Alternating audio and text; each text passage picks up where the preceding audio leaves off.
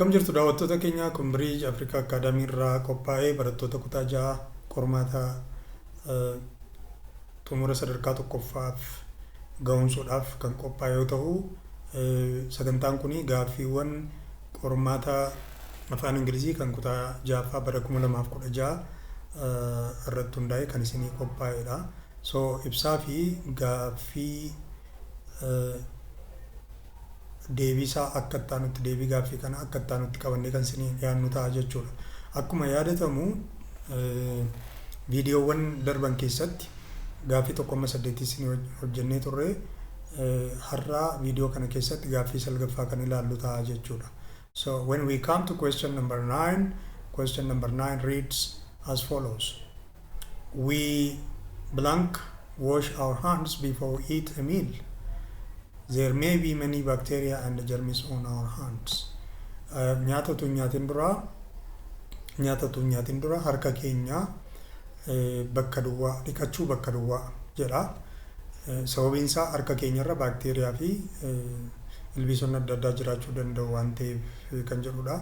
So filannoon dhiyaate, the choices are A must, B may, C can, D will. So when we look at the statement and normally or logically washing our hands before a meal is a necessity or obligation, but not probability or permission, because it is regular hygiene rule but not an incident or not an option. Egaa harka keenya dhiqachuun dirqama jechuudha. Yeroo nyaata nyaannu yeroo hundaa harka keenya dhiqachuun yookiin immoo utuu nyaata nyaatiin dura harka keenya dhiqachuun dirqama akka ta'e yaada kanarraa hubachuu dandeenya. Dirqama taanaan immoo filannoowwan jiran must, may, can, will kan jedhu kana keessaa kamtu deebii sirriidha yookiin immoo kamtu dirqama agarsiisa, kamtu immoo wanti kun baay'ee harka keenya dhiqachuun baay'ee barbaachisaa akka ta'e agarsiisa kan jedhu waliin ilaalla. Isaan kuni jarri kun modal verbs jedhamu. They are said to be modal verbs, and which one of these modal verbs expresses necessity or obligation? So the modal verbs that express necessity or obligation will be the correct answer for question number 9. So let's come to the choice. Mee gara filannoo tokko tokkoon gaafa deemnu, een maal jedha? Must jedha. Must jechuun harka keenya dhiqachuu qabna yookiin harka keenya dhiqachuutu nurra jira kan jedhu ta'a jechuudha. So this is a correct choice because must expresses strong necessity or obligation which fits a hygiene rule. Harka dhiqachuun dirqama yookiin barbaachisaa waan ta'eef must kan jedhu deebii sirrii ta'a jechuudha. Warri kan maaliif sirrii hin taane kan jedhu gaafa laallu, when we come to choice B says may. May jechuun harka keenya dhiqachuu malla yookiin immoo harka keenya dhiqachuu tarii harka keenya dhiqachuu dandeenya kan jedhu ta'a. This is incorrect because may expresses probability or possibility, but washing our hands, as we already discussed above, is a necessity or obligation, but it is not an option, and because of that, choice B will be a wrong choice. When we come to choice C says can, and can jechuun ni dandeenya kan jedhudha. Harka keenya dhiqachuu ni dandeenya kan jedhudha. Harka keenya dhiqachuu ni dandeenyaan kuni akka filannootti dhiyaate jechuudha. Dhiqachuu ni dandeenya gaafa jennu dhiqachuus dandeenya, dhiqachuu dhiisuus dandeenya kan jedhu yaada of keessaa qaba.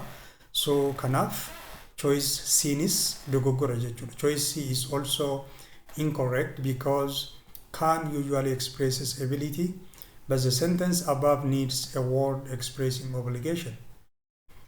When we come to choice D says will, and this is also incorrect because will refers to future actions, but the sentence is about a general rule. Will kan jennu kun immoo gocha gara fuulduraa tokko agarsiisa. Gocha gara fuulduraa tokko ibsuudhaaf itti fayyadamna malee wanta yeroo hundaa yookiin taatee irra deddeebiidhaanii goonu yookiin dirqamaan goonu tokko hin agarsiisu jechuudha. Kanaaf gaaffii salgaffaadhaaf deebii sirriinii filannoo A ta'a jechuudha. Must kan jedhu kana ta'a jechuudha. So the correct choice will be must because must usually expresses obligation. So when we come to question number 10 reads, this school blank space last year It has grade 1 and grade 2 only. This school blank space last year. Manni barumsaa kuni waggaa darbee bakka duwwaa jedha. Manni barumsaa kun kutaa tokkoof kutaa lama duwwaa akka inni qabudha kan inni ibsu. So kanarraa maal hubannaa? Tokkoffaa irratti first the item is stating an action completed in the specific time in the past. Yeroo darbe yeroo murtaa'aa keessatti gocha xumurame ta'uusaa hubannaa because of sababiinsa last year is a time reference in this sentence. Last year is a time reference. So it is a specific time which is completed in the past. Secondly, the action was performed by some people because the school cannot perform the action by itself. Manni barumsaa hin banama. Eenyuun banama? Namaan banama. Kanaaf maal ta'uu qaba jechuudha. So it has to be a passive sentence in the past. Passive simple past ta'uu qaba jechuudha. Thirdly, it is a newly started school because it was started last year and has only grade 1 and grade 2. Kanarraa maal hubannaa? Kutaa tokkoof lama qabaachuunsaa manni barumsaa waggaa darbee eegalee kutaa tokkoof lama qabaachuunsaa mana barumsaa haaraa yoo baname ta'uusaa agarsiisaa jechuudha. Kana qabannee gara filannootti gaafa deemu choice A is opened. Is opened jechuun ni banama kan jedhu ta'a. This is present simple present passive. This is simple present passive waan ta'uuf kun dogoggora. Maaliif simple present passive asitti fayyadamuu hin dandeenyu? Because the action is already done in the past last year. Ni banama kan jiru present agarsiisaa. Kanaaf kuni dogoggora. Was opened is correct because this is a passive voice and also it is an action which was done to the subject in the past.